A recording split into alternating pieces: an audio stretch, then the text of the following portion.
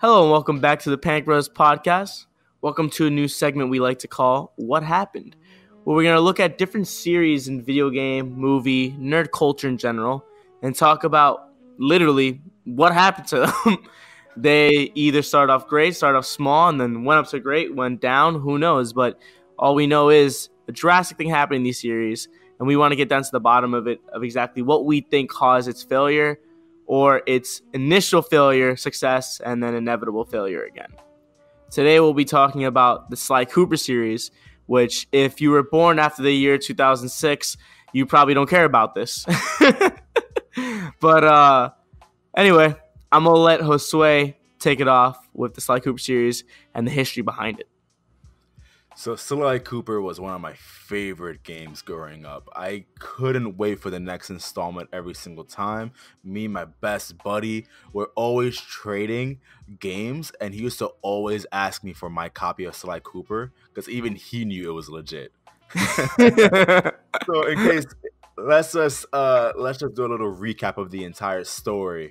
So the story focuses on Sly Cooper, who, as you may know, is a young Sly raccoon who is, you don't say, never thought he would be Sly.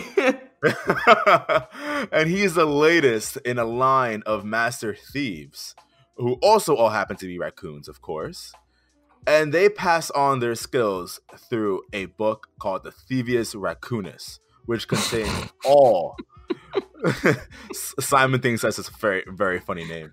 We're not making this up. That's what I want to make very clear. This is actually a real thing. Look it up.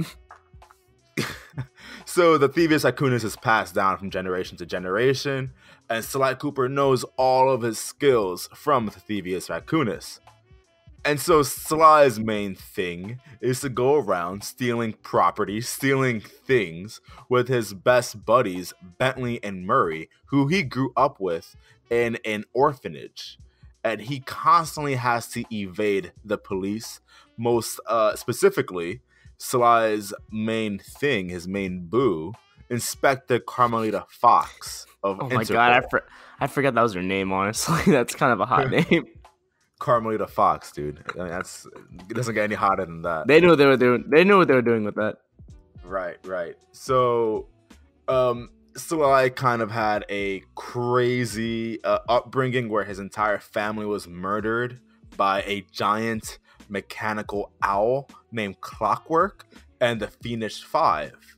And so Sly's revenge is kind of the story of the first game, Sly Cooper and the Thieves Raccoonus, released in 2002 solely for the PS2. Now, Sly Cooper and the Thieves Raccoonus was very successful, or at least successful enough to warrant a sequel, Sly 2: Band of Thieves, released in 2004, also for the PS2. That was the it game.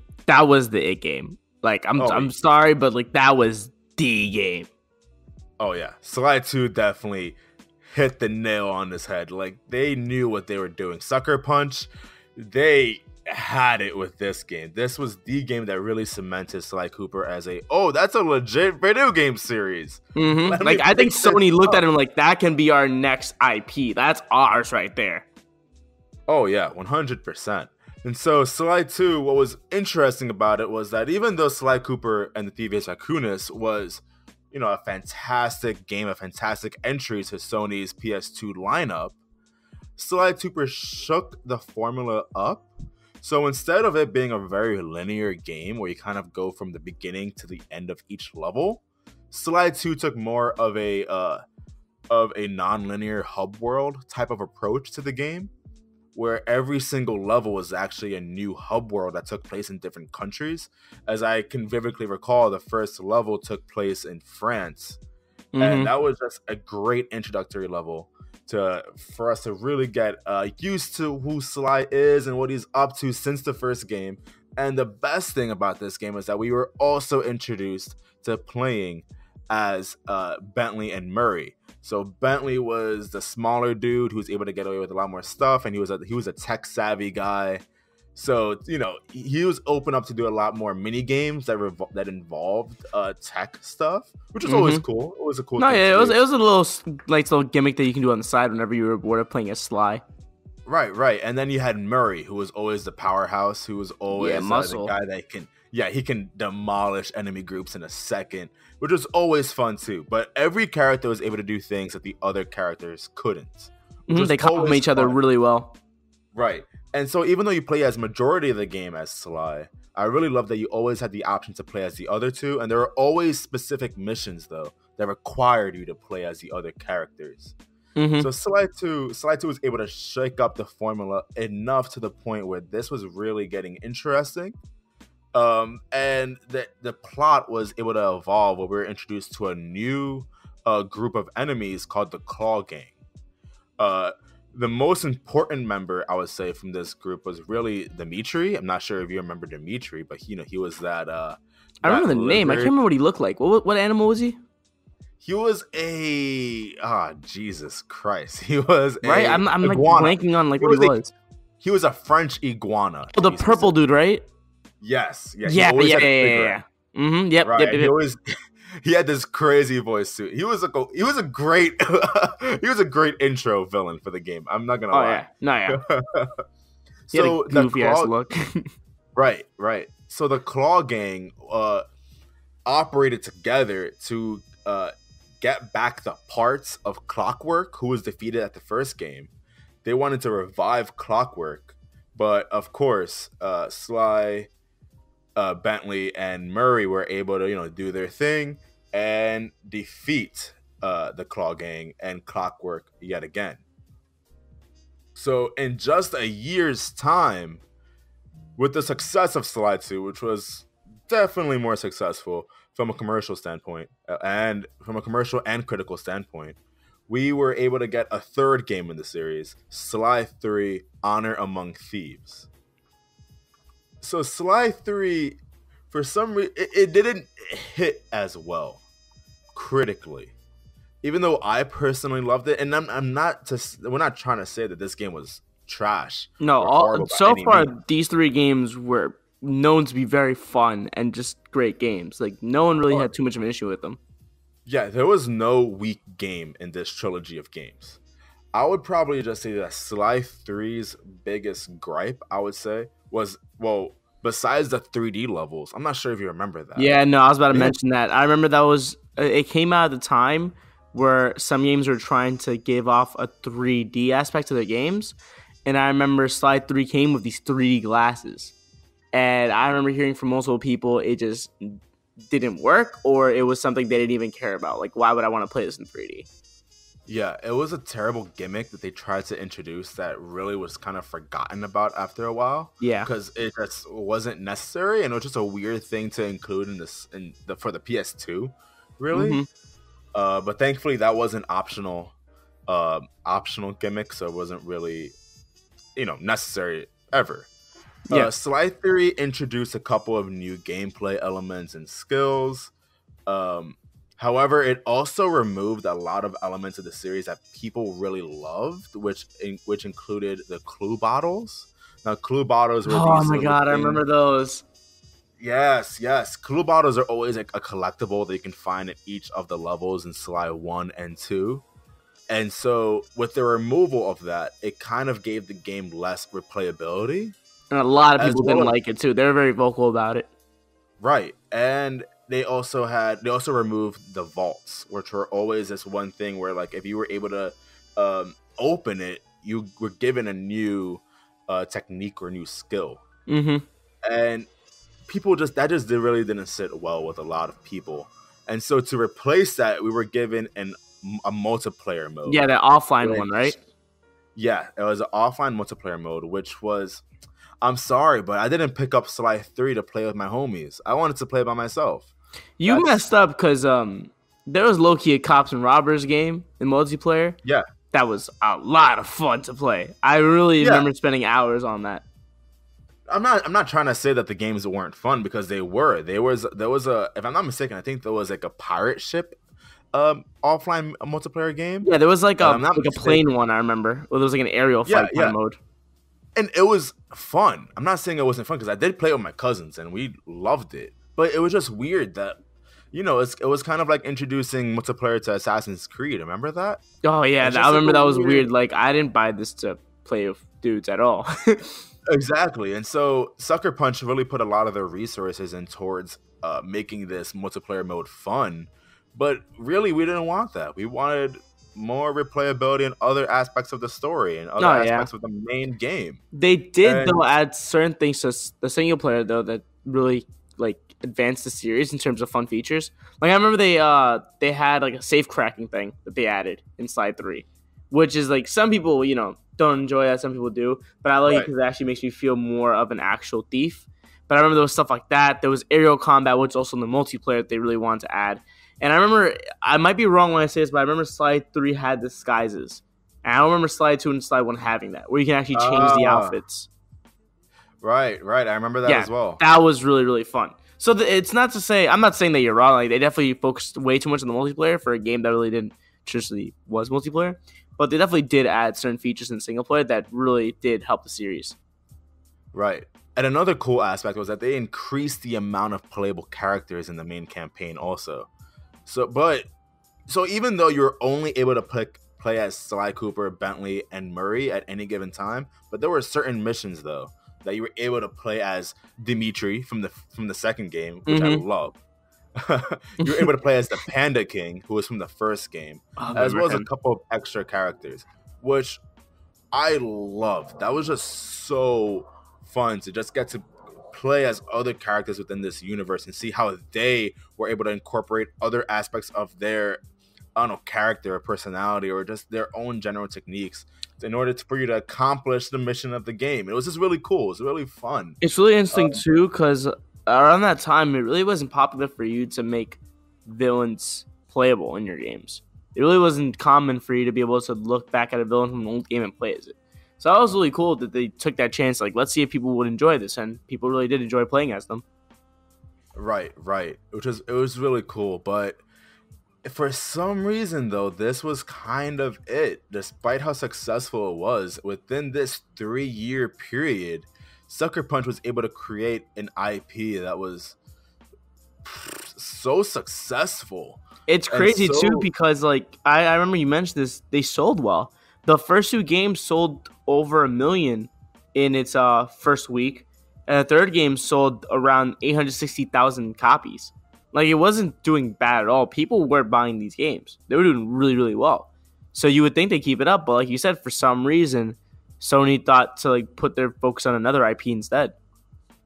Right, and now so they kind of switched development from from focusing on Sly Cooper, and then their next biggest IP was Infamous, which was successful in its own right. We're not gonna talk about it though. We're not going to focus so much on Infamous. But that was kind of their thing. It was kind of sad to see that, and that after Sly 3 was over, I was really looking forward to seeing a next game in the series as a 9-year-old. Like Sly Cooper was my main thing as a kid. Besides Kingdom Hearts, besides, of course, Ty the Tasmanian Tiger, which no one remembers and everybody doesn't remember fondly. I feel like also a big issue that comes with Sony not producing these games anymore was that core fan base, like you and me, the people who were really into those games as a kid, they started dwindling. The more time you took with it, it wasn't like Kingdom Hearts where like the more time you took with it, people still patiently waited. Sly Cooper was a game where the longer you waited, people just really were like, all right, I'm moving on to other things. I don't care about the next game coming out. People really just fell off of it. Yeah, well, I mean, that kind of goes to show that Sly, they were able to tell a complete story with these 3 games. Though it wasn't like that was like a humongous demand for a third game, because yeah, it's true too. The story felt complete. Exactly. But I mean, there was obviously some core fans that was kind of just waiting for a 4th game, which we eventually did get, but it wasn't from Sucker Punch. Not only that, but also the timing when it came out was an interesting time for Sony because Sony was working on that PS Vita. So it not only did come out for the PS3, but it also came out for the Vita, which was an interesting choice back in the day because a lot of people I know, like you and me included, did not own Vitas. They didn't even own a PS3 because, as we all know, the king of that generation was Xbox 360. No, yeah. I'm sorry. Everyone was playing Call of Duty on the Xbox. Don't tell me you weren't. Yeah, don't debate on that. Please don't debate on that. You can comment below. The PS3 but no matter what, we're gonna comment. Yeah, we're gonna respond back with no. Xbox 360 was better. So I was actually really sad about this because this is one of the few games in the PS3 where I was like, damn, I'm really missing this out. I'm not gonna be able to play this, and I still to this day I wasn't able to pick it up because as of this current moment in time, Sly Cooper isn't accessible on PS4 except for PlayStation Now, which I'm not gonna pay $20 a month to play some old games. It's also crazy too because it's like you said when this came out, you're like, damn, I'm missing out. But at the same time, that was just a short, quick thought because this game, I don't know if you knew this or not, but it came out around 2 other big releases. It came out when Dead Space 3 came out, literally the same day. And it came out a day after Fire Emblem Awakening came out. One of the best successful Fire Emblem games. It came out in a time where you legit were like, yeah, I'm missing out on that, but I have these other games to play. That was how I felt about it. Because I remember seeing the announcement like, oh, it's out. I'm like, cool. Well, I just got Fire Emblem Awakening.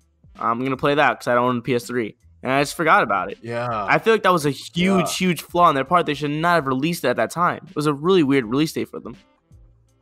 I mean, and not to mention that it wasn't Sucker Punch developing it. And I'm sorry, but it's kind of like, I'm sorry for always bringing up. You know what? I'll use another example this time. I'm going to mention Kingdom Hearts. Imagine another gaming studio or another developer creates a Legend of Zelda game. Again, no one's going to even get interested in buying it. Not at all. Because it just doesn't. What? I'm sorry, but that doesn't. It seems like an off. It's so hard for a studio that's never experienced that series to develop a sequel for that series that literally have no idea what the other development went through. It's so hard for them to mimic that and make it feel natural because you can tell when another studio is involved. The game feels 100% different. Yeah. And so Sly Cooper Thieves in Time, the official 4th game in the series created by Sanzaru Games, which also created the compilation of Sly 1, 2, and 3 for PS3, was released on February 5th, 2013 to pretty okay critical reviews. And since then, we haven't really seen Sly Cooper since in video games. Besides, I hope you don't mention it. Well, screw it. I'm going to mention it. I know what you're going to mention. He had an appearance in PlayStation All-Stars Battle Royale. That doesn't mean anything. Yeah, it that game was where IPs just randomly met up and just try their best to be Super Smash. And it's really sad too, because it kind of feels like PlayStation All-Stars Battle Royale was kind of like a compilation of characters that just don't exist anymore. Yeah, it felt like a place where PlayStation IPs came one last time to die. That's what it that's the saddest thing. Oh seriously, my God, yo, look at Parappa, whatever his name was. Come on, like, yo, they weren't making any more games from that dude. Right. We also had Spike from Ape Escape, which I would love to do a video. God, I would love to do an episode on. I would love to do an episode on Ape Escape. I would love to too. We also had Jack and Daxter, Big Daddy from BioShock. Anyway, as of this current moment, there are no additional games being planned for BioShock series. We also have, I think, Cole McGrath, which was the Sucker Puncher's next IP, and he's now also dead. We also had that one clown dude from the metal games, like the car, whatever. I forgot what those called. Twisted Metal. There you go. Yeah. That dude in those games aren't selling really anymore. Like, it's just sad. Yeah, and so with Sly's inclusion in that game, it kind of was confirmation that Sly Cooper is dead. That's it. Like, yeah, he's here performing for you for his last time. Enjoy it. That game was nostalgia meetup is what it was. It was like, all right, get it all out now because Sony's gonna get rid of all these guys, and it's interesting too because I'm glad that you mentioned that all of a sudden after that game it just fell over. I have a theory as to why that really happened. I don't know if you knew this, but the day that Sly Cooper came out, Sony switched advertising agencies. They went from Deutsch, that was the name of the advertising agency during the time of Sly Cooper, to Bartle, Boggle, and Hagarty, New York. And those guys are the ones who promote. They're not that popular, but they actually do a lot of good work. They promote the Google Chrome browser. They promote Axe body spray, Coca-Cola products. They're the ones in charge of those guys. Yeah, I've never heard of them. I've heard of Deutsch. Deutsch is huge, but wow, I never heard of the second one. So I'm pretty sure when that switch happened, the new agency saw Sly Cooper and thought, "There's no future in this." Because I don't know if you knew this, but the last game only sold 200,000 copies in 6 weeks. That's weeks. Terrible. Dude, 6 weeks. I'm sorry. Wow, I got that number wrong. 150,000 in 6 weeks. That's way too low for a huge IP. Way too low, man. I'm pretty sure the agency saw that. They thought, I don't care what history Sly Cooper has. If you want us to do well for your company, we're going to avoid this series. It's dead. Leave it. And I'm pretty sure we are never going to see another Sly Cooper game. Same thing with the movie. Like, that is just donezo. Well, okay, so let's talk about that a little bit. So there was a movie that was leaked in for production in 2012. And it's kind of weird to me because, I mean, as much as I love Sly Cooper, I never would have thought that a movie was what this series needed. And it's just weird in that, like, the movie was announced way after the series was already dead. Yeah. So it's kind of like trying to bring back life into this series. I don't know why Sony really thought that the best way to bring life to this was a movie. Well, I have a theory that, you remember Ratchet and Clank, the movie? Yeah. I think that was made for a similar reason where they want to revive an old IP. And after seeing how Ratchet and Clank did, I think they figured Sly Cooper is not going to do anything for us. So they just let that was exactly the reason why the Sly Cooper movie is never going to get made. Because Ratchet and Clank had a poor box office. It did not do well whatsoever. No one cared about that movie at all. Yeah, and it was really just one humongous advertisement for the game, really. Yeah, that was way too costly for them because I know Sony definitely lost money for that one. Oh, 100%. And now to make a movie for Sly Cooper, it wasn't going to work. And Ratchet and Clank is way more successful than Sly Cooper. Yeah, exactly. You have to be anyone with a brain to know that it's not a smart idea to continue that process. Exactly. And it's just so sad. I know, it's terrible. Especially since they released a trailer for the movie as well. And that trailer just didn't go anywhere. It had some weird backlash in a way. Like it was just kind of weird. Yeah. The characters looked completely different because they went with a completely different art direction. Instead of using cell shading, which was popular in the series and it was kind of the staple of the series, they went with the regular contemporary computer graphics. Yeah, it's weird because like you said, that series really relies on its comic book kind of style, which I think was a really cool thing for back in the day. And even to this day, it's a really cool theme they had going on. And to just ignore that and just do something completely different was not definitely in the fans' favor. Yeah, it just was weird. But now what we're gonna get instead is a television series. Which, as of this current moment, is going to consist of 52 11-minute episodes and is scheduled to premiere later this year, October 2019. Yeah. Where is this? Yeah. Like, gonna be aired? As of this current moment, there is no broadcast network. Okay, then I don't know about this, man. That's looking pretty bad. I think it's gonna die. I think that's it. I think even this TV show is not gonna happen.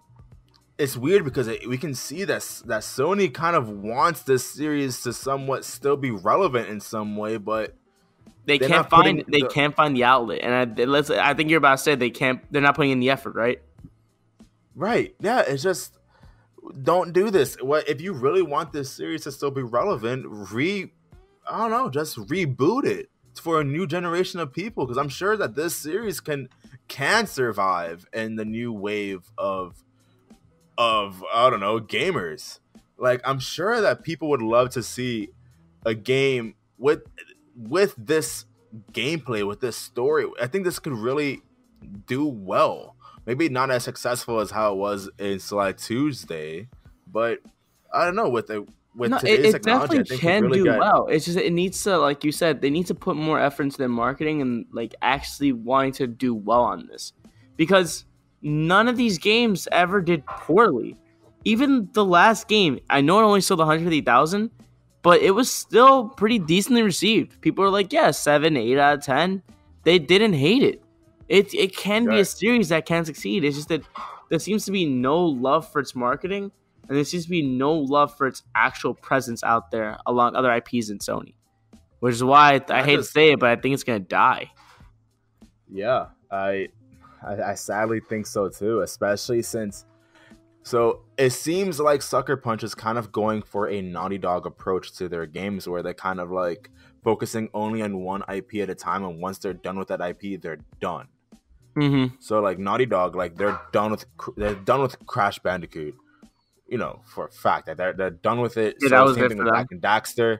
Jack Mm-hmm. and Daxter, they're done, and Uncharted also, they're done with Uncharted, and now they're focusing on The Last of Us. And I think Sucker Punch is kind of taking that approach too. They are done with Sly. They have no more story to tell for Sly Cooper. Yeah, I don't think after Sly 3 came out that they thought that there was going to be more. I think they really thought that was the end of the story. Do not ask us to make more. That was the end of it. Right. And then we got Infamous, which that story is complete for the most part, if I'm not mistaken. Mm-hmm. And now we have Ghost, I think. It's like the newest IP. Yeah, Ghost of Tsushima. Which seems like such a humongous change from what they usually do. But I know for a fact that we're not going to see their focus on that. They're only worrying about Ghost of Tsushima. They're not focusing on anything else right now. I think their main concern is not reviving the old series of Sly. That's just if anyone gives them a hard time, honestly, they know that they put an effort into it, and that was the end. They have no intention of reviving it, and that's just the case, honestly. Right, and at the very least, what they have is one trilogy of games that will always be looked back on very fondly. Exactly, and why would you want to ruin that? Just leave it. Right. It just kind of sucks to us as fans that, as much as we could demand a sequel, it just won't happen.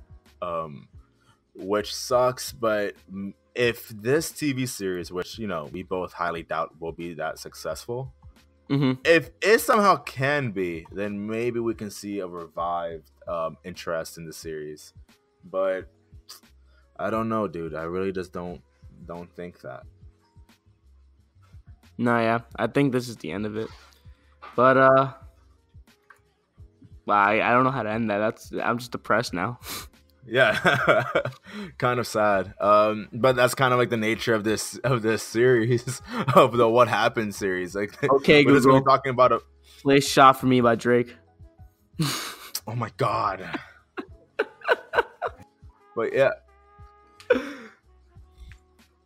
yeah, that's kind of just the nature of this series, of the What Happened series. We're kind of just focusing on games that just no longer exist or are no longer relevant, and that's kind of sad. But it is what it is, so what can we do about it? Yeah. Tune into next time where we look at another series, and hopefully we can reflect on maybe the potential of that series coming up instead of Sly, which we all know deep inside is done for. But until then, we always appreciate you guys listening. Let us know what you think about the Sly Cooper series. Maybe you think different, and maybe you think there's a future for it. Try to convince us otherwise. But until then, see you guys. Peace.